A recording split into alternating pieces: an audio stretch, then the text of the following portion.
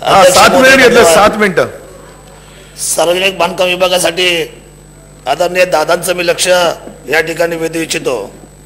यानंतर शिवसेनेवाले बोलतील. आहे तो किल्ले शिवनेरी छत्रपती शिवरायांची जन्मभूमी आणि विशेषतः अष्टविनायकापैकी 2 गणपती आहे. आज मी पाहतोय की अष्टविनायकाच्या दोन्ही गणपतीच्या असलेल्या आमच्या रस्त्याची अतिशय दुरवस्था आहे.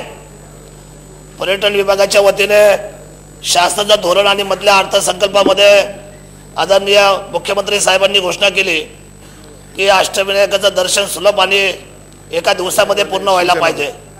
परंतु रस्त्याची परिस्थिती अतिशय गंभीर आहे. आम्ही मधल्या काळामध्ये सर्व विधानसभेचे आणि विधान परिषदेचे सदस्य AGS दौऱ्यावर गेलो होतो, राजस्थान आणि मध्य प्रदेश. त्या दोन्ही राज्यामध्ये मी पाहिलं की अध्यक्ष महोदय, पर्यटन हाच त्यांचा एकमेव व्यवसाय आहे. राजस्थानमध्ये त्यावेळेला किमान 3.5 लाख लोक पर्यटनाच्या निमित्ताने त्या ठिकाणी आले होते. रस्त्याची अतिशय चांगली परिस्थिती. आज आपल्याकडे अष्टविनायक आहे, शिर्डी आहेत, अनेक किल्ले आहेत, तुळजापूर आहे, शेगाव आहे, अक्कलकोट आहे, असे अनेक असलेले तीर्थक्षेत्र. परंतु महाराष्ट्रामध्ये पर्यटन वाढू शकत नाही. त्याचे एकमेव चिंतेचं कारण दादा एकच आहे की रस्त्याच्या बाबतीमध्ये आपल्याला फार महत्त्वाचा निर्णय करावा लागणार आहे. कारण अष्टविनायकापैकी 2 गणपती माझ्याकडे छत्रपती शिवरायांची शिवभूमी असलेल्या किल्ले शिवनेरी आहे. आपल्याकडे मी ती शिडी सादर करणार आहे पुढच्या 2 दिवसामध्ये. अतिशय वाईट परिस्थिती रस्त्याची आहे. आणि दुसरी गोष्ट अशी आहे की माझ्या विभागामध्ये जुन्नर आणि आंबेगाव या 2 रस्त्याला, या 2 तालुक्याला जोडणारा एक ब्रिज त्या खोडद येथील या माझ्या गावाला त्या पुलाची गरज आहे. त्यानंतर डिंगोर आंबले शिवार या ठिकाणी सुद्धा आदिवासी भाग आहे. त्या ट्रायबलमध्ये कित्येक वर्ष आज पायपीट करतात दादा की गेले 60-70 वर्ष स्वातंत्र्य मिळाल्यापासून त्या लोकांना त्या ठिकाणी त्या नदीतून जावं लागते हातामध्ये चप्पल घेऊन.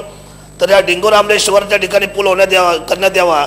आंबेगाव आणि पाचघर ही 2 गावं जी आहेत त्या ठिकाणी सुद्धा आमच्या असलेल्या आदिवासी भागातल्या लोकांना फार मोठी अडचण, तिथे एक ब्रिज करण्यात यावा अशी माझी या ठिकाणी मागणी आहे.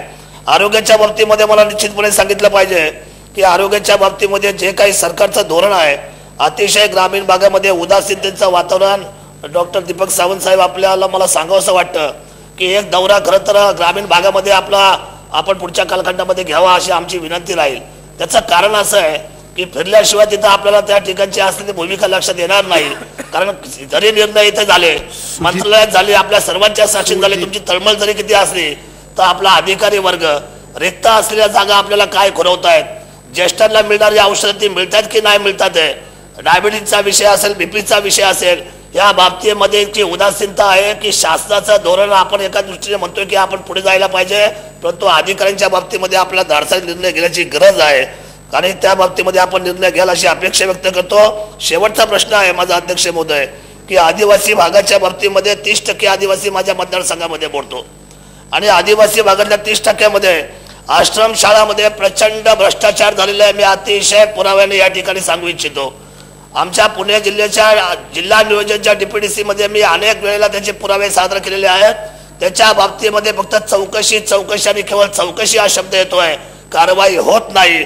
त्यामुळे आदिवासी बाबतीमध्ये मला एक सांगावं लागेल की आंधळ दळते आणि कुत्रं पीठ खात आहे. अध्यक्ष महोदय, आदिवासींच्या बाबतीमध्ये निश्चितपणे या सगळ्या गोष्टीच्या बाबतीमध्ये आपल्याला दिलासा देण्यासाठी निश्चितपणे त्याच्या नियोजनाच्या बाबतीमध्ये आपल्याला लक्ष घालावं लागणार आहे. आणि इंग्रजी माध्यम हे उद्याच्या भविष्याची या आदिवासी बांधवांची, त्यांच्या मुलाची इंग्रजी माध्यमांची खरं तर शाळा चालू व्हायला पाहिजे एवढी विनंती मी आपल्या सर्व अध्यक्षांच्या माध्यमातून करतो. आणि मला जी वेळ दिली मी आपला आभार व्यक्त करतो. धन्यवाद.